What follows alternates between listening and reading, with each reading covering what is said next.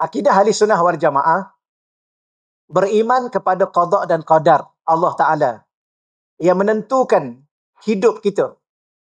Daripada awal kita lahir sampailah kita meninggal, itu adalah qada dan qadar Allah. Cuma dalam menjalani kehidupan itu, Allah Ta'ala bagi kita usaha dan ikhtiar. Dalam beriman bahawa Allah Ta'ala yang tentukan segala-galanya, tapi Allah bagi ruang kepada kita untuk usaha dan ikhtiar. Itu akidah ahli sunnah wal jamaah. Jadi kalau ditanya adakah hidup ini ada pilihan? Ya, dalam bab pilihan ada pilihan. Dalam bab tidak ada pilihan, tak ada pilihan. Contoh mati tak ada pilihan. Nak mati ke tak nak mati. Tapi nak jadi orang beriman atau nak taat pada Allah atau tidak nak taat pada Allah, itu boleh buat pilihan. Contoh hari ni, nak solat ke tak nak solat? Boleh pilih. Boleh pilih. Cuba pilih tak solat. Cuba. Boleh. Berapa ramai orang pilih tak nak solat. Jadi ada bab tertentu. Jadi hidup ni begini. Ya. Ada ajaran sesat yang mengatakan semua ini ketentuan Allah. Saya dah Allah tentu jadi pencuri. Nak buat macam mana? Bukan. Itu sesat. Dan ada juga pahaman yang mengatakan Allah dah cipta kita. Allah bagi kita buat pilihan segala-gala atas kita. Itu juga sesat. Jadi akidah ahli sunnah wal jamaah beriman dengan qada dan qadar, dengan ketentuan dan ketetapan Allah ke atas hidup dan mati kita. Tetapi dalam masa yang sama, Allah bagi kita usaha dan ikhtiar. Ya. Dan usaha dan ikhtiar kita itu, Allah bagi kita buat pilihan lah. Usaha dan ikhtiar ni, maknanya Allah bagi kita buat pilihan. Dan pilihan itu juga di dalam izin Allah dan kehendak Allah. Saya buat contoh lain. Hidup ni ada dua kehidupan nama dia. Satu, al-hayah al-ijbariyah. Yang kedua, al-hayah al-ikhtiyariyah.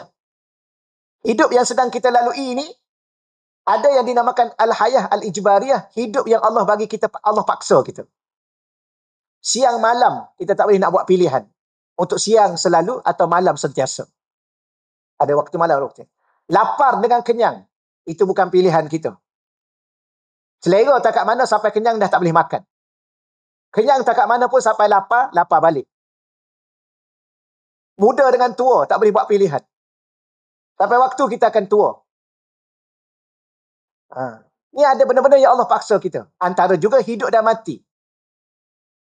Sampai masa kita akan mati. Selagi mana tak mati, kita kena hidup. Kalau tak nak hidup, I dah tak nak hidup dah. I dah kecewa. Tak ada harapan apa dah. Tapi kalau Allah nak bagi dia hidup, dia hidup. Ada orang nak hidup, dah mati dah dia. Ini hidup yang kita kata Allah paksa. Tidurlah lena mana pun sampai masa dia akan terjaga. Tak nak tidur tara mana pun sampai mengantuk dia akan tertidur. Ini paksa. Tapi ada satu lagi, al-hayah al-ikhtiyariyah. Allah Maha Pemurah, Allah Maha Penyayang. Dia bagi kita buat pilihan. Hari ni nak masak apa? Kau kena paksa. Tom yam hari ni. Tak boleh ada pilihan lain. Tak, nak masak apa pun. Hari ni nak jumpa siapa? Pergilah. Hari ni nak ke mana? Pergi ya.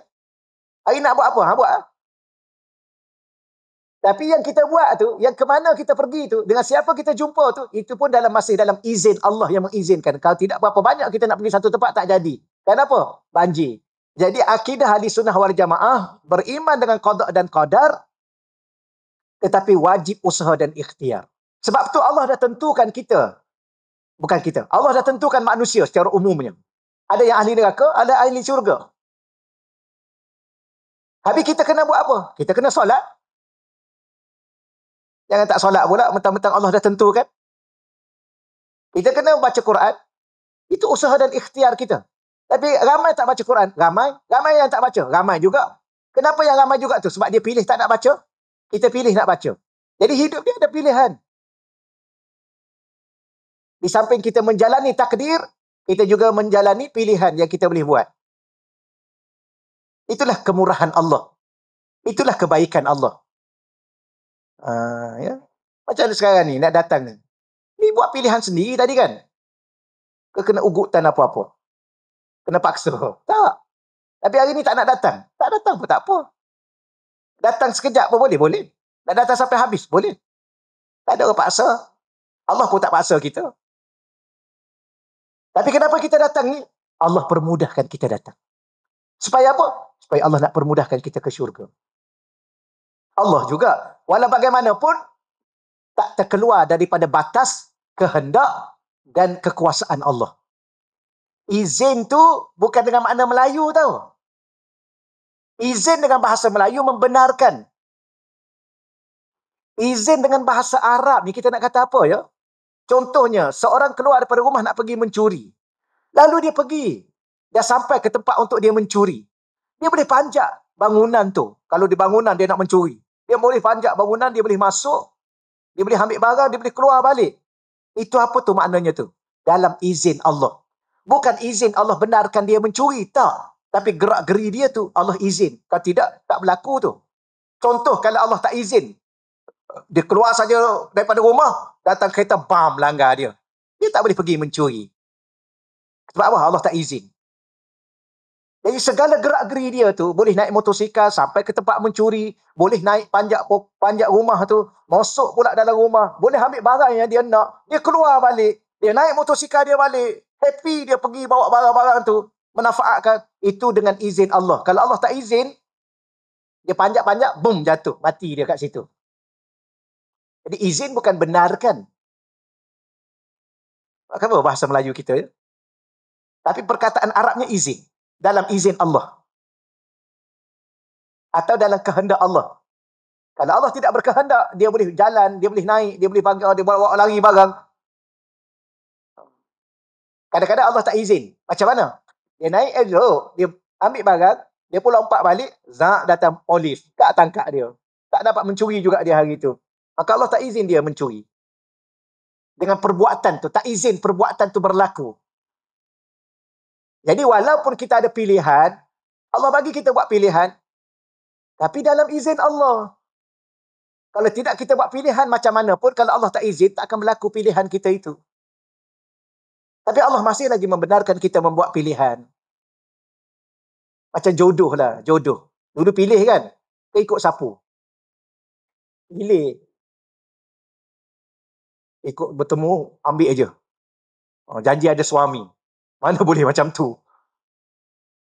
Tapi yang kita pilih tu, ya, dalam izin Allah. Kalau tidak, berapa banyak pilih-pilih tak jadi-jadi. Ada orang nak akad nikah dah tak jadi. Dah siap semua dah pun. Allah tak izin. Tapi dia dah pilih untuk bernikah dengan tu. Dah, segala-gala dia dah buat. Tapi akhirnya, atas ketentuan Allah. Jadi kalau ditanya, sebab tu saya ada buat satu program antara takdir dan pilihan. Jadi huraiannya adalah hidup ini dalam menjalani takdir, tapi ada ruang untuk kita buat pilihan. Jadi kalau ada orang masuk ke neraka, itu dia pilih sendiri untuk masuk neraka. Walaupun kita belajar tadi, tapi hakikat. Sebab tu kadang-kadang kita ni bercakap ada dua sudut. Sudut syariat, sudut hakikat. Sebab tu saya selalu sebut, ketentuan Allah ni ada berapa? Ada dua ketentuan Allah. Satu ketentuan syariat. Ni kena ingat. Allah dah haramkan benda tu. Itulah ketetapan Allah. Allah halalkan benda tu. Itu ketetapan Allah. Dalam bentuk syariat. Ada ketetapan Allah yang kedua, ketetapan qada dan qadar. Qada qadar ni ketentuan Allah. Satu lagi ketentuan Allah syariat. Allah dah kata benda tu haram. Berjudi itu haram. Dia pun pergi berjudi juga. Dia kata inilah ketentuan Allah. Ketentuan Allah apa? Itu melanggar ketentuan Allah. Kerana Allah telah menentukan dan menetapkan perkara itu haram. Dia panggil ketentuan dan ketetapan syariat. Ada satu lagi ketentuan dan ketetapan qada dan qadar. Tajuk ni luas. Tajuk ni kena bahas lain.